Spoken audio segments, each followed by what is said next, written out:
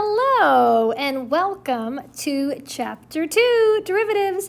All right, if you have not gone to the pages in your book, pages 99 to 12, to fill these notes out first, you need to stop this video and go do that right now. For instance, this should all be filled in already. All right, this should be filled in. We'll do this together, but this is in your book. So go look at your book, read this sheet, fill in what you can, then come back. I'll wait. Welcome back. Okay, so here we go. We are doing derivatives, yay! Okay, don't forget the average rate of change.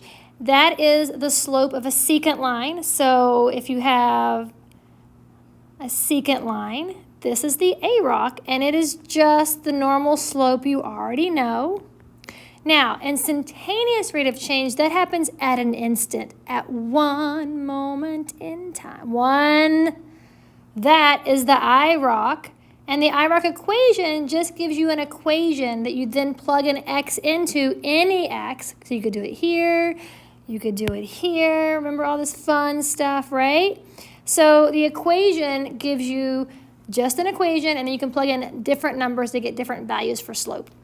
The only thing that's kind of new is this, and that is that we can find a single point on a curve, and we will do some of these together, so just be sure you read that and see how similar it is to this. Very similar, except we're just doing 1 point. All right, let's talk about derivatives. We say this f prime of x. Okay, so f prime is like this. F prime of x, this is y prime. So if this is the original function, this is the derivative, okay? This is dy dx. Now look, this is so cool, guys, because I really love this notation. A lot of people give it a lot of crap, but I love it because it looks like slope, change in y over change in x. Literally change in y over change in x. Isn't that cool? So we call this the derivative. If the function is y, the derivative would be dy over dx. Now this function, this is also really cool. See, it says f. So this is more descriptive. So for a function f of x, you would say df over dx. But if your function was like h of x, then you could say the derivative is dh over dx. So this is cool because it gives you more information. It gives you the h. Last but not least is this d dx, which just means d dx of f at x, or again, simply the derivative of f at x. So it's just d over dx, and then you put the function. And we will use this notation a lot in our little rules. All right, here we go. Next thing. The next thing we're going to look at down here are the zeros. Okay, here we go. So we sketched a lot of derivatives last year. We haven't sketched as much this year, but I feel like you guys are just going to be awesome at this because you're going to remember it. So remember, if the slope of the function is positive, okay, that means if you're going up, right? So you're on the function and the slope is positive. That means its derivative, which is here, is going to be above, right here. See how this is above? Above the x-axis. So above the x-axis.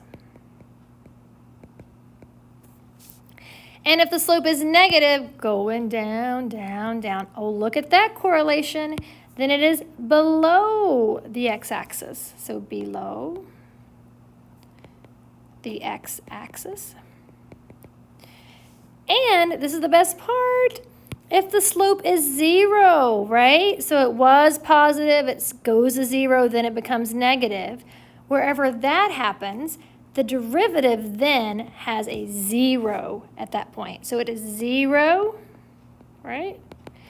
And the graph of f of x has a horizontal tangent. So horizontal tangent is when f of x equals 0. So if this is 0 here, that means that back here on this graph, it flattened out.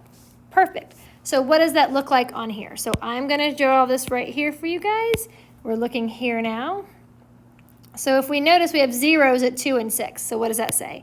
So for the original function, So for the derivative, if the derivative is positive, which it is, which means it's above the x-axis. So it's positive above the x-axis right here and right here. So this place is positive and this place is positive.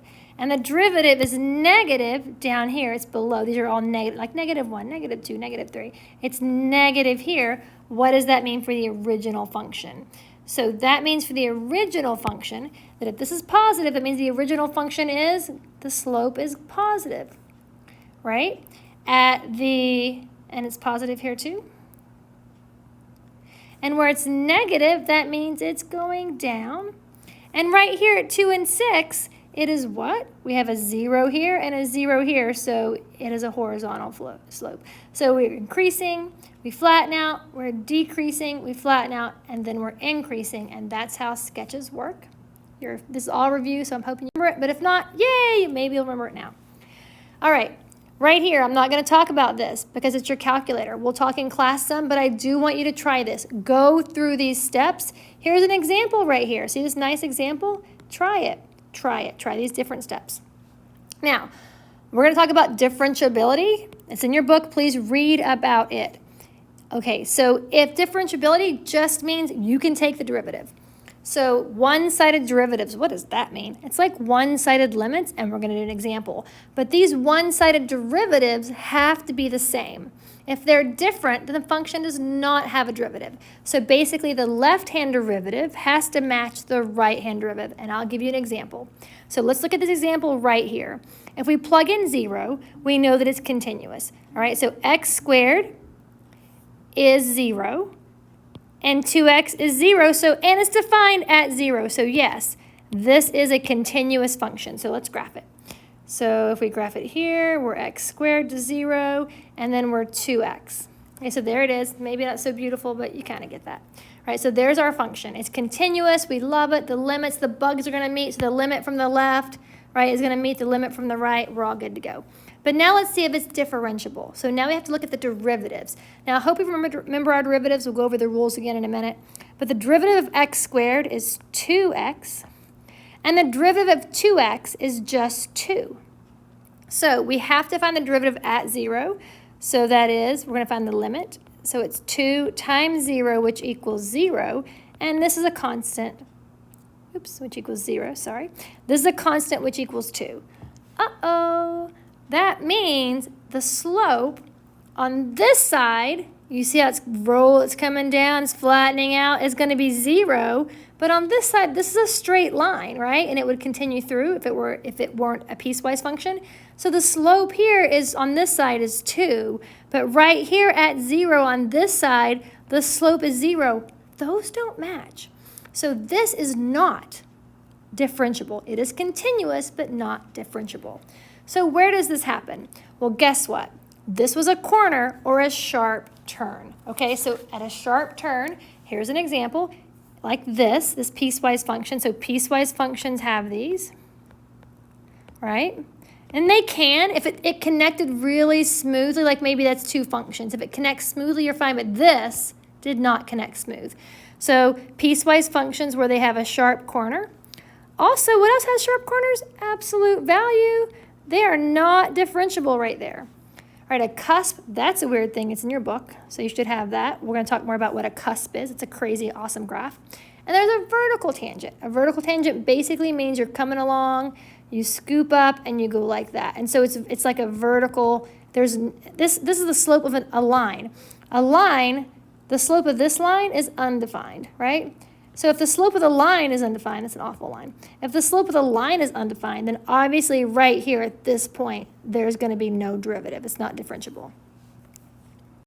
So you can look at it graphically or algebraically. If you can look at it graphically, oh my gosh, yes, how nice and easy is that? So transformation form, absolute value. Our vertex is over 2, up 3. This guy is a beautiful continuous absolute value curve, but it's got a sharp point, so it is not differentiable. Algebraically, I want you to pause, and I want you to find the derivative on the left at 2 and the derivative on the right at 2, and then come back, and we'll do it together. Go. All right, let's go. All right, so the derivative of this one is 2 x plus 1. The derivative from the other side is simply 4. So we're going to plug in 2. So for this one, I'm sorry, I'm in our little graph. 2 times 2 plus 1, which equals 5. Oh no, that does not equal 4. So that means at 2. Now this thing could be differentiable every other place, but at 2, it is not differentiable. So even if it's continuous, it is not differentiable. And is this thing continuous? Let's see. You can check if it's continuous too. So guess what? This thing wasn't even continuous. In fact, if you plug in the numbers, so if you plug in 2 to the bottom one, you get the limit is 5. And up here it's 7, so they don't even match. Like this is at 5, and up here this is at 7. And it doesn't even match. Well, obviously, if it's not continuous, it's not even going to be differentiable. There's not even a point here. So that doesn't work.